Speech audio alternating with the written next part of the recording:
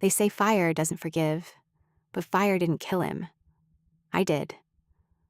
I need to say this before I lose my nerve. I've started this 100 times, in journals and drafts on my phone at 2 in the morning, once in a letter I wrote to his sister and then burned, in the kitchen sink. I've never finished. Not because I don't have the words, but because once I say it out loud, it becomes real in a way I can't undo. And I've already undone enough. His name was Caleb. Cal.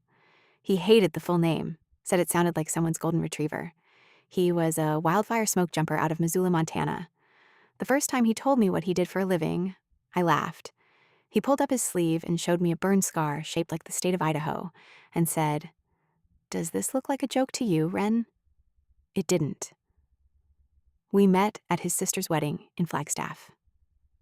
I was the photographer. He was the best man who couldn't figure out the boutonniere. I pinned it for him. He looked down at me and said, "Do you cook meth because you smell like darkroom chemicals?" And I said, "You smell like you haven't taken a shower in a month." And he said, "That's because my truck broke down on the 40. That was it, the whole beginning. No lightning bolt. Just a man who ran 4 miles in dress shoes because he wouldn't let his sister down. That's who Cal was. He showed up every time, without being asked. And I loved him for that, with the kind of love that makes you careless because you start believing someone that's steady can survive anything you do to them. We moved fast, 3 months, and I'd packed my entire life from Tucson into a U-Haul. His cabin in Missoula was small, 2 rooms, a wood stove, a porch that looked out over a valley so green it hurt. During fire season, he'd be gone for weeks. I'd shoot weddings and portraits around town, and when he'd come back smelling like ash and pine sap and exhaustion, I'd run a bath and sit on the floor talking to him while he soaked. Sometimes he'd fall asleep mid-sentence. Those were my favorite nights. Not the dates or the drives. The bathroom floor nights. Him trusting me enough to fall asleep. We were happy. I need you to know that. Not movie happy. Tired and building something happy, the good kind. Then I missed my period. 15 days late, I drove to the pharmacy in Kalispell because I couldn't buy a test in Missoula without someone knowing. Small towns have eyes and mouths, and they never shut. Sat in the car.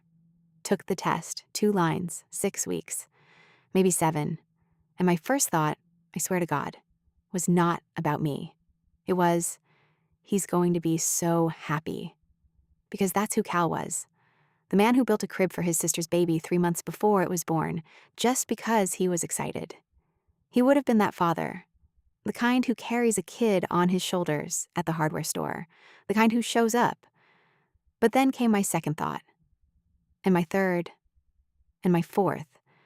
And they piled on each other like snow on a roof until something in me buckled. My mother had me at 19. Dropped out, ironed shirts. Stood at the kitchen window for 30 years, calculating the distance to a life she never got to live. I was 26. I just started getting work published in magazines. A gallery in Bozeman wanted to show my series on wildfire aftermath. The irony of that will hit you later. I was becoming someone, and I could feel with absolute certainty that if I told Cal, he would be overjoyed and I would say yes because I loved him. And 3 years from now, I'd be standing at that cabin window, calculating distance. So I didn't tell him. I ordered the pills online. Mifepristone first. Misoprostol 36 hours later. I read the instructions on my phone in the bathroom with the door locked. Cal was on a 3-day training run in the Bitterroot. I had the cabin to myself. It started around midnight. The cramping. Then the bleeding. I lay on the bathroom floor, the same floor where I used to sit and watch him fall asleep in the bathtub. And I held a towel between my legs and bit down on my own hand so hard I left teeth marks that lasted a week. By morning, it was done. I cleaned the bathroom, buried the towel in the trash under coffee grounds and eggshells. Took a shower.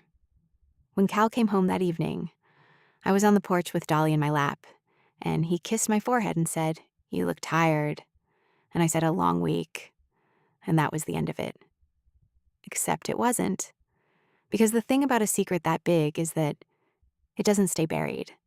It leaks. It changes the pressure inside you so slowly you don't notice until one day you realize you can't breathe in the same room as the person you love. I started flinching when Cal talked about his nephew. I'd leave the room when baby commercials came on. Once his sister brought her toddler over, and I locked myself in the bedroom for 20 minutes, pretending I was on a work call. Cal noticed. Of course he noticed. Love makes people perceptive in the cruelest way. But he didn't push.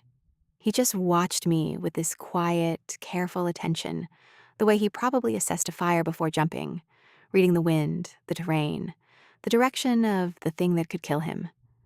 We went on like this for almost a year. Happy on the surface. Something dark underneath, like water over ice, and only I knew how thin the ice was. It came out the way secrets always do. Not in a confession, not in a dramatic reveal, in a stupid, ordinary, nothing moment. We were cleaning out the cabin for winter. He was going through the bathroom cabinet and found an empty pill packet I thought I'd thrown away. Misoprostol. He held it up. He didn't know what it was.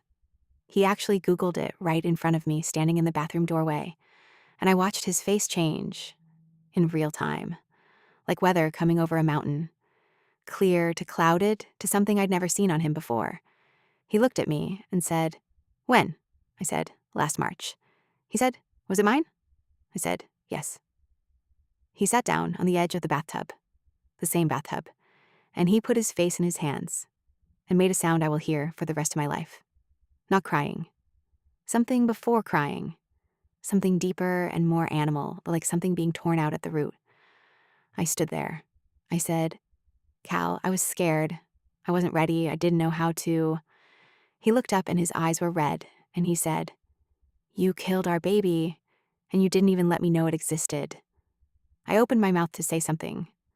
I don't know what, some defense, some explanation. And his phone rang. The station. 5 short rings. Everyone in Missoula knew what 5 short rings meant. Active fire, all jumpers report.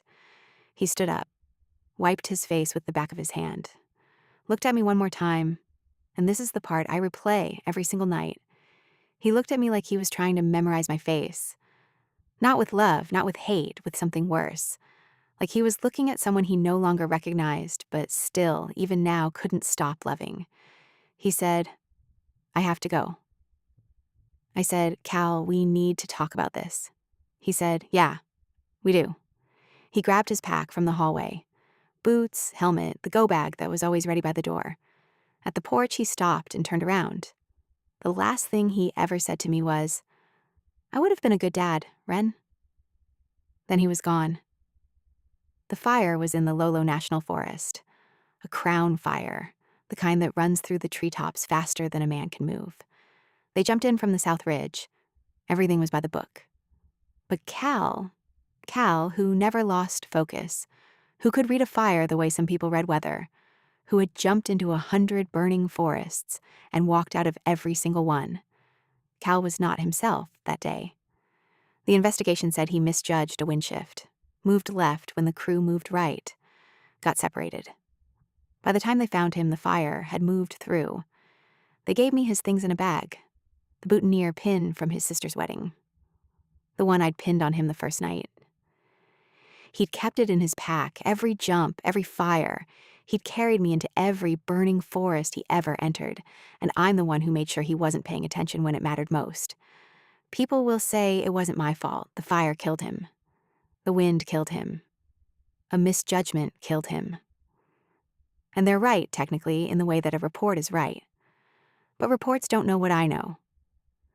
Reports don't know that 5 minutes before he boarded that plane, the woman he loved told him, without words, a year too late through an empty pill packet in a bathroom cabinet, that she had ended their child, alone, on the same floor where he used to fall asleep trusting her. I don't have him. I don't have the child who would have had his jaw, his steadiness, his way of showing up. I don't have the cabin. His sister sold it. I don't have the porch or the valley or the bathroom floor. I have a boutonniere pin in a drawer. I have teeth marks on my hand that faded, but I can still feel when it's cold. I have the sound he made sitting on the edge of that bathtub. And I have this confession that nobody asked for, that changes nothing, that won't bring him back or undo what I did. I'm not asking for forgiveness. I wouldn't know what to do with it. I'm just telling you what happened. Because someone should know. Someone should know that there was a man named Cal who ran 4 miles in dress shoes because he wouldn't let someone down, who kept a pin in his pack through 100 fires, who would have been a good dad, and that I'm the reason you'll never meet him. And all this darkness, all this void and loneliness, I fucking deserve it.